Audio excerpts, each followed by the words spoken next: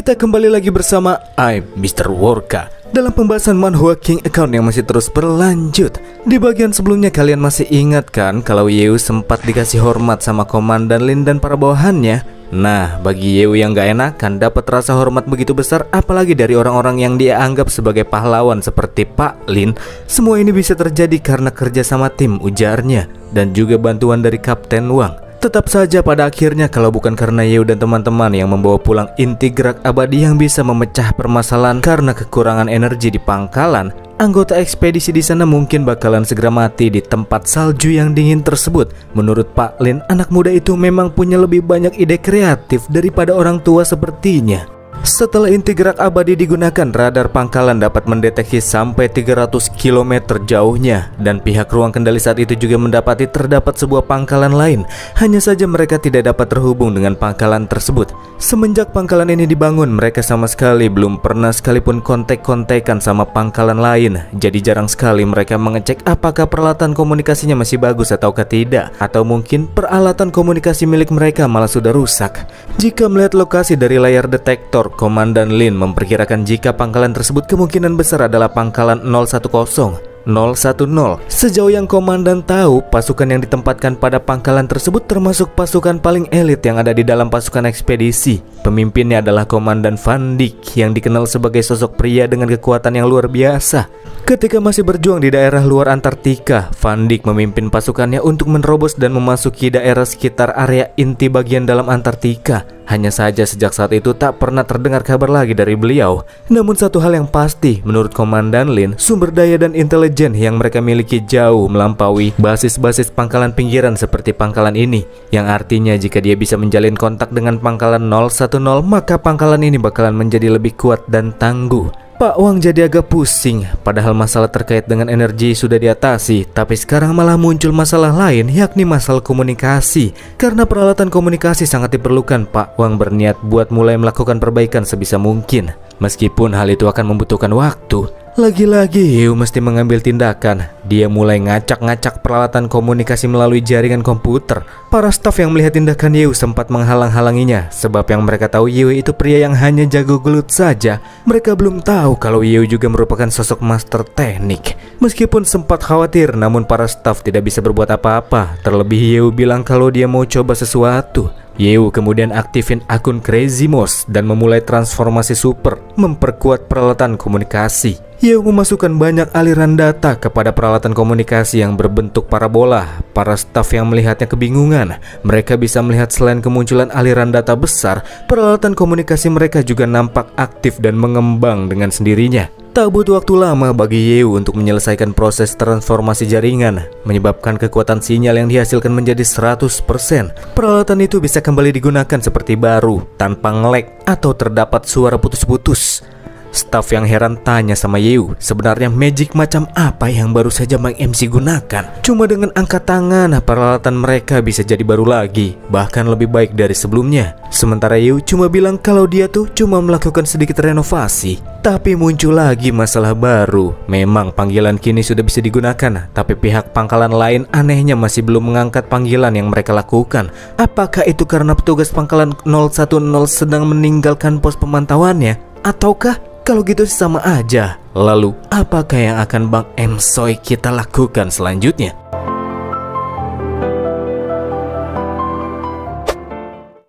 Sementara itu di pangkalan 010, pangkalan tersebut modelnya lebih terlihat seperti sebuah kapal selam raksasa di tengah Antartika. Dan ternyata alasan kenapa mereka tidak menjawab panggilan karena saat itu mereka lagi mendapatkan serangan dari para great monster, seperti sekelompok burung skua yang bermutasi yang menyerang melalui udara. Ada juga sekelompok penguin aneh yang mulutnya mengerikan. Walaupun ukurannya kecil, mereka sangat tangguh. Ada juga yang agak besar, yakni beruang es yang haus darah. Untuk menahan serangan yang datang, staf pangkalan semuanya ikut turun ke lapangan. Tapi tetap saja mereka dibuat terpukul mundur. Senjata tipe lama yang mereka gunakan kurang efektif buat lawan musuh. Menghabisi satu penguin saja mereka harus berusaha penuh. Sementara anggota yang kena terkaman para monster langsung mokai dalam satu kali serang. Mereka semua bertahan di area pintu depan, memastikan tidak ada monster yang masuk ke dalam pangkalan. Sebagian wilayah timur pangkalan telah dijajaki oleh musuh. Jika saja mereka terus mundur ke arah belakang, maka mereka bakalan berada di area inti Antartika, area yang lebih berbahaya lagi kalau dibandingkan sama tempat tersebut. Makanya Komandan Van Dijk dan anggotanya berusaha sekeras mungkin untuk bertahan sampai serangan para monster mereda. Kemungkinan terburuknya adalah 90% pasukan-pasukan di sana bisa jatuh, tapi itu masih lebih oke kalau dibandingkan masuk ke area inti Antartika. Mereka semua nggak bakalan selamat kalau sampai terdorong mundur ke sana. Setelah berjuang sekeras tenaga, mengorbankan banyak darah, hingga saat itu Van Dijk telah kehilangan lebih dari 300 nyawa hanya untuk bisa mempertahankan tempat ini. Makanya dia nggak mau sampai pangkalan 010 dihancurkan begitu saja oleh para monster. Pas sang komandan lagi cari jalan buat bisa keluar dari masalah, taunya masalah yang lebih mengerikan muncul. Atap pangkalan yang terbuat dari logam dan besi baja dirobek dengan begitu gampangnya oleh sebuah tangan raksasa. Sosok tersebut memiliki 6 mata yang memancarkan nafsu membunuh mengerikan. Seluruh pasukan yang melihatnya mulai membatu sesaat. Tubuh mereka bergetar dengan hebat. Lokasi perlindungan yang mereka miliki sekarang benar-benar sudah tak lagi aman di hadapan makhluk raksasa itu. Salah satu bos Great Monster yang bernama War Stomper Zach, level 500. Makhluk besar bermata 6 itu layaknya mammoth yang juga memiliki taring seperti singa purba. Otot-otot tubuhnya yang timbul semakin menunjukkan kalau Zach merupakan Great Monster yang tangguh ditempa oleh kerasnya lingkungan. Memberikan serangan berat sebisa mungkin, pasukan kemudian melepaskan hujan rudal ke arah makhluk raksasa tersebut. Serangan yang terdaratkan dengan begitu sempurna kepada Zach mengenai setiap bagian tubuhnya. Tubuh makhluk itu terbenam dalam ledakan besar dari serangan rudal yang dilepaskan. Tapi apakah itu berguna? Ternyata sama sekali enggak. Setelah mengibas-ngibas tubuhnya seperti kucing kena air, bisa terlihat serangan besar tersebut bahkan sama sekali tidak memberikan sedikit pun goresan pada tubuh War Stomper Zach. Setelah menyadari seberapa tangguhnya bos Great Monster yang mereka hadapi, pasukan pun memilih buat melarikan diri, kabur dari pangkalan, karena mereka sadar jika yang akan terjadi bila mereka tidak menyebar hanyalah pembantaian dalam satu waktu. Akan tetapi Komandan Van Dijk yang masih bersikeras untuk tetap melindungi pangkalan tetap bertahan sekalipun harapan untuk menang tidak terlihat. Walaupun tidak menghasilkan damage, sang komandan terus melepaskan tembakan dari pistolnya. Segalanya sia-sia.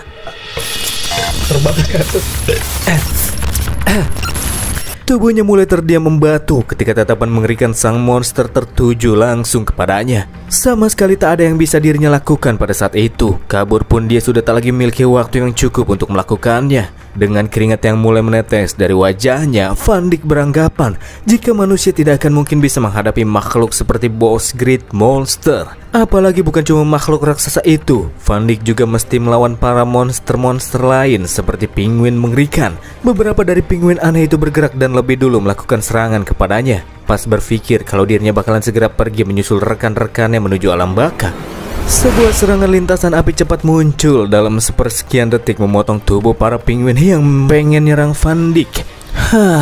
Untungnya aku sampai tepat waktu. Aku tidak terlambat kan? Kata Ye Wu. Ya sebenarnya sih dia datang terlambat, tapi itu lebih baik daripada terlambat banget. Ketika menerima uluran tangan dari Ye Wu, sang komandan bisa langsung merasakan kalau Ye Wu ini orangnya kuat banget. Ye Wu minta kepada sang komandan buat mencari lokasi bersembunyi yang aman. Sisanya serahkan saja kepada Bang MC. Komandan paham kalau bala bantuan yang datang itu kuat, tapi dia merasa kalau Ye Wu nggak bisa ngalahin musuh yang jumlahnya masih sangat banyak, mengingat dia cuma datang seorang diri. Kayaknya Ye Wu nggak pernah bilang datang sendirian deh. Ye Wu datang sendirian ke sana itu karena pergerakannya terlalu cepat aja. Ye Wu juga bawa teman-teman yang baru sampai ke sana kok. Di saat itu pula Ye Wu minta kepada rekan-rekannya buat beraksi dalam pertarungan kali ini, meminta mereka untuk tidak ragu melepaskan kekuatan penuh dari artefak yang sedang mereka pegang. Ya, Ye Wu datang bersama dengan teman-temannya yang dapat artefak Yuan Chu seperti Shulu, Ketua Ji, Yin Huan, sama Wang Hao. Tapi apakah mereka sanggup berhadapan dengan bos Great Monster bila melihat para pasukan manusia paling elit saja begitu rentan di hadapannya?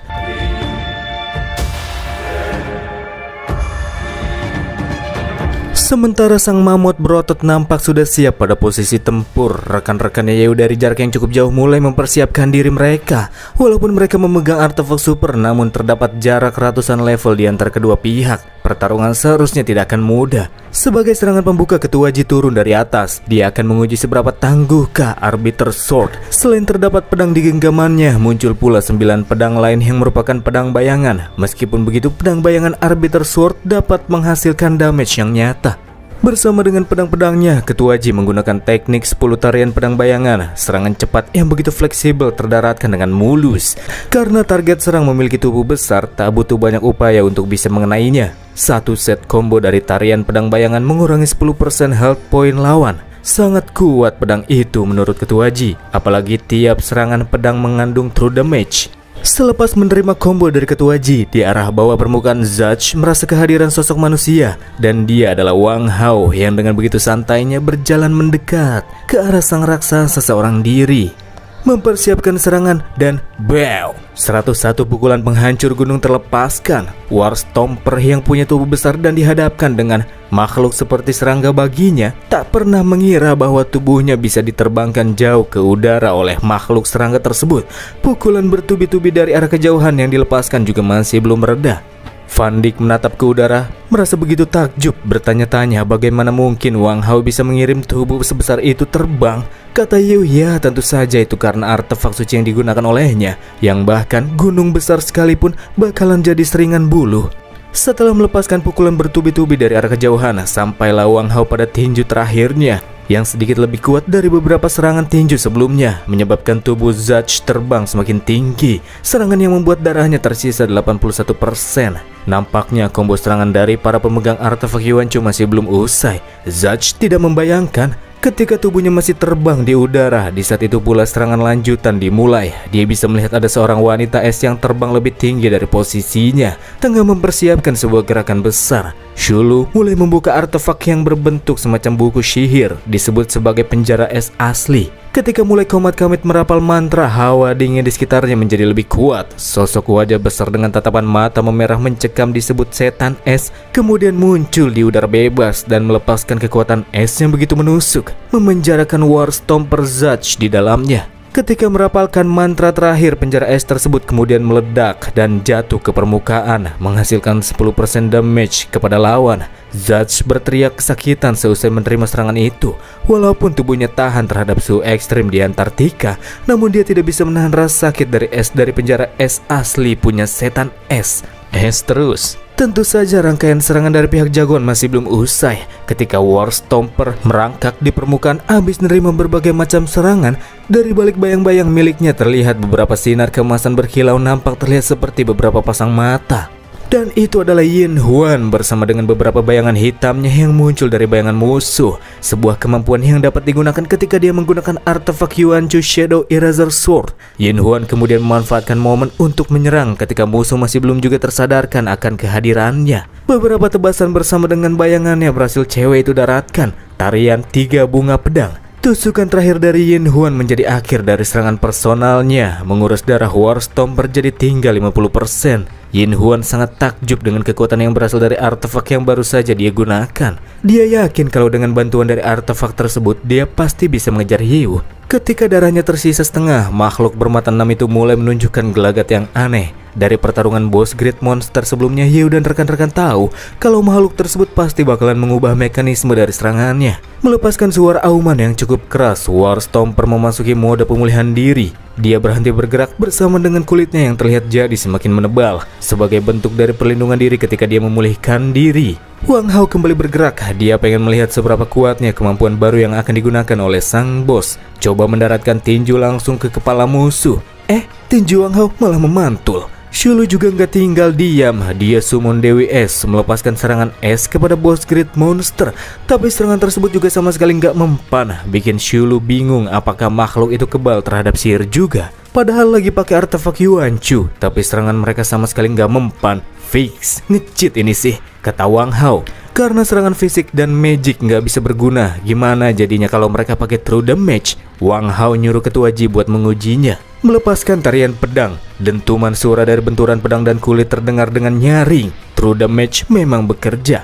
Hanya saja pemulihan yang tengah dilakukan oleh Zach sangat cepat. Setiap kerusakan yang dihasilkan bakalan langsung pulih. Menyerang dalam kondisi tersebut cuman buang-buang energi mereka sepertinya. War Stomper tiba-tiba bergerak. Dia menginjak-injak bumi, menciptakan ledakan di permukaan. Bukan cuman lagi injak-injak bumi, Ketua Ji sadar kalau makhluk tersebut sedang mengumpulkan energi secara massal dari sekitarnya. Dia menarik kekuatan dari makhluk yang masih hidup dan sudah tiada. Itu bisa dilakukan selama berada dalam jangkauan penglihatannya. Sebelum akhirnya makhluk itu melepaskan Death Ray, sinar kematian yang terarahkan langsung kepada target. Serangan cepat dengan diameter cukup lebar itu nggak bisa dihindari sama mereka. Dan untungnya aja masih ada Yin Huan yang luput dari pandangan musuh. Dia memindahkan semua rekan-rekannya pakai bayangan. Mereka memang berhasil selamat dari kematian. Tapi pertanyaannya adalah bagaimanakah cara mereka melawan bos Great Monster tersebut? Di arah kejauhan Yu cuma melemparkan senyum. Dan Ketua Ji paham kalau Yu nggak ikut campur dalam pertarungan tersebut itu karena dia percaya sama dia. Makanya Ketua Ji nggak bakalan ngecewain Bang MC yang udah ngasih mereka artefak super beserta kepercayaan. Kalau hal sulit setingkat ini saja aku tidak sanggup, lalu bagaimana bisa aku mengejarnya? Pikir Ketua Ji. War Stomper kembali menyerang. Kali ini makhluk tersebut nyeruduk tim secara asal-asalan, seperti seekor banteng yang ngamuk. Serangan itu dapat dihindari dengan cukup mudah. Ketua Ji yakin jika buff musuh yang luar biasa itu pasti menyimpan kelemahan dan keterbatasan. Tapi di manakah titik lemah tersebut? Itulah yang mesti mereka cari. Ketika Zatch kembali menarik energi dari sekelilingnya. Tunggu, mungkinkah itu? Kata Ketua Ji yang menyadari sesuatu. Wang Hao mulai panik ketika Ketua Ji mulai mengambil tindakan.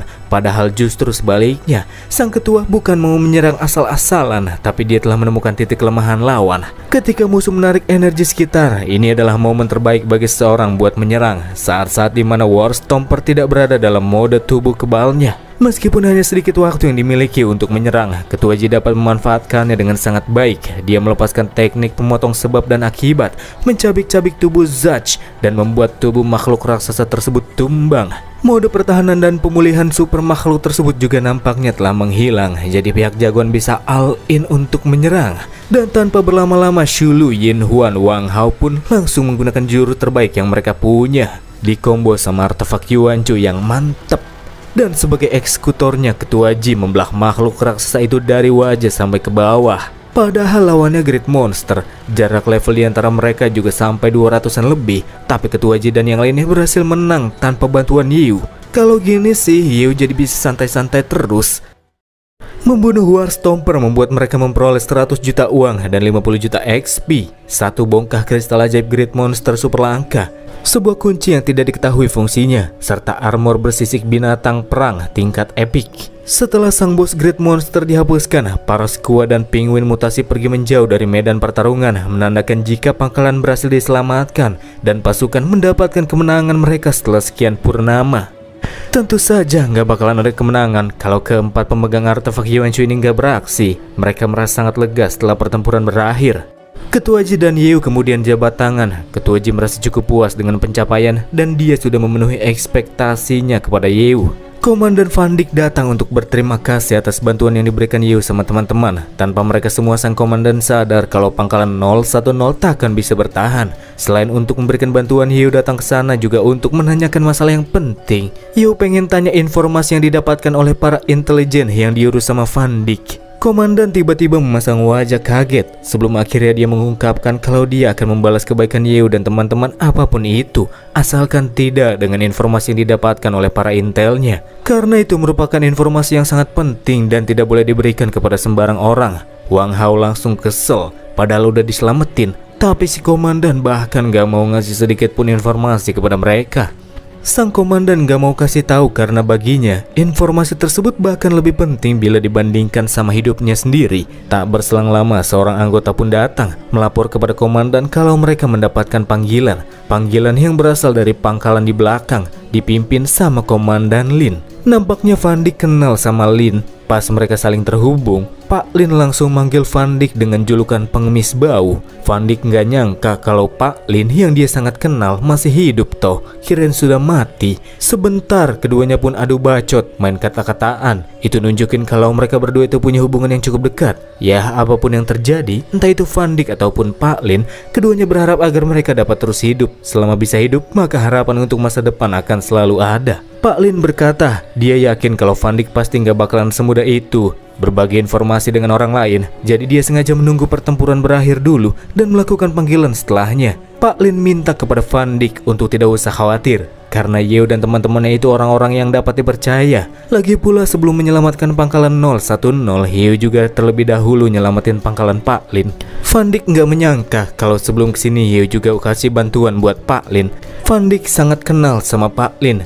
Dia merupakan sosok Pak Tua yang sangat curigaan, dan karena Pak Tua curigaan itu mempercayai Yeo dan teman-teman tanpa syarat, maka Van Dijk juga akan melakukan hal yang serupa. Komandan saat itu agak kesal gara-gara pas pengen nyebat, korek tokainya nggak mau nyala-nyala. Sudah rusak kah?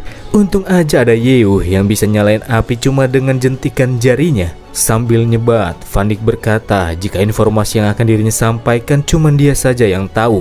Informasi yang menyimpan rahasia utama untuk memasuki wilayah inti Antartika. Dan orang yang ngasih tahu informasi tersebut adalah salah satu dari 5 pahlawan bernama Kazan. Kazan membayar dengan nyawanya untuk bisa mendapatkan info tersebut dan mempercayakannya kepada Van Dijk. Dan informasinya adalah